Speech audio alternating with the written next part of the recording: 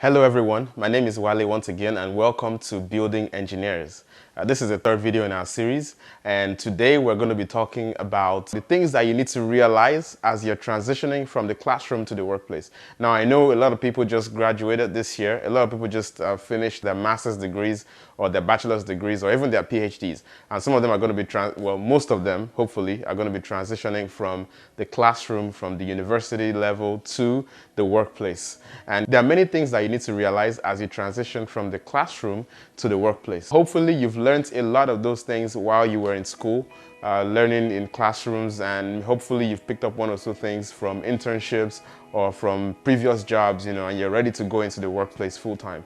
But regardless of what your experience is, whether you had no job, whether you had internships every single summer, or even co-ops where you've worked and gone to school at the same time, or you worked a full year without going to school at all, there's things that you still need to consider and things that you must realize. And if you don't realize these things, well, the transition might not be as much fun as it could be.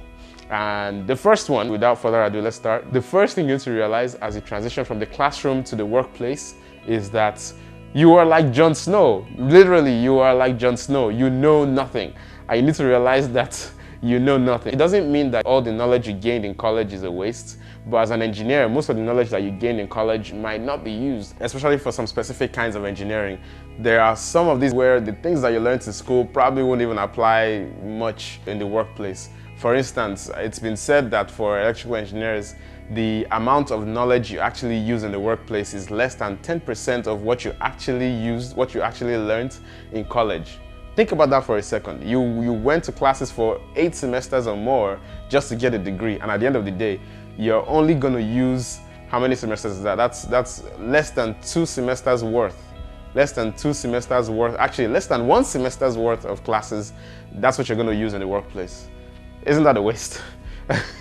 I'm sure it's not a waste for everybody. I mean, I'm sure you learned something. I'm sure it was a great experience for many of you. I'm sure it was a great experience for many of you, and you learned many new things. You learned many new formulas and things like that, and many new techniques and many new strategies for solving problems.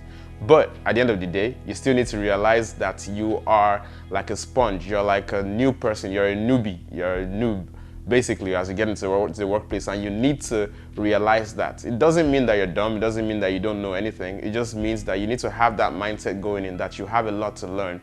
You have to go around and ask questions and find out things about that job that you're going to be doing that's going to make you effective. You need to find out every little detail about the things that people in your position do so that you can be effective as you're doing your job.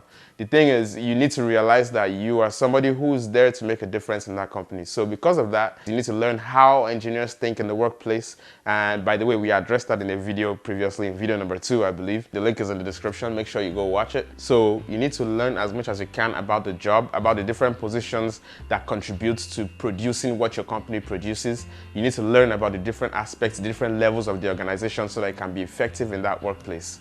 You need to learn more about what your job function is, and if there's anything in your job description that you don't necessarily understand or you're not very good at, then you need to focus on making yourself better at those things. And as you do that, then you become more effective on the job.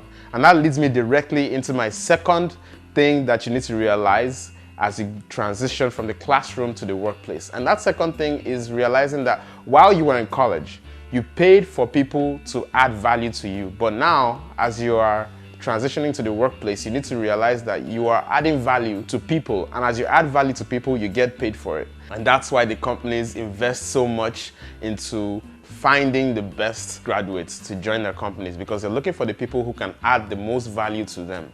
And so that's why it's important to make sure that you are constantly adding value to yourself, you're constantly learning new things, you're constantly trying new things, because your experiences will make you better as an engineer and will make you more attractive as a potential employee of these companies. The final thing I'm going to discuss today that you need to realize is that you need to realize that you are unique, and you need to embrace that uniqueness. You need to celebrate that uniqueness and let that uniqueness show forth. Obviously, be professional about it, but be a person that's going to be unique. Make sure everybody can see that there's something different about you. There's something different that you bring to the table, and that can be seen maybe through your extracurricular activities. Maybe you're somebody who likes music and you play in a band.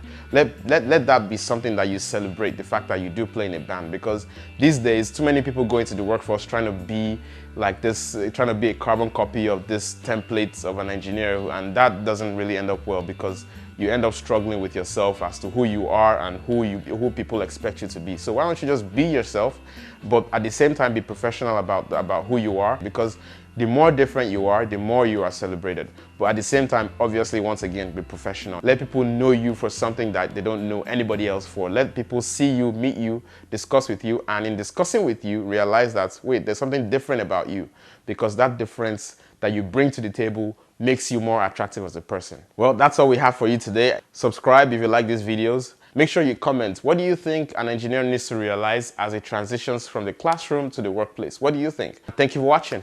See you.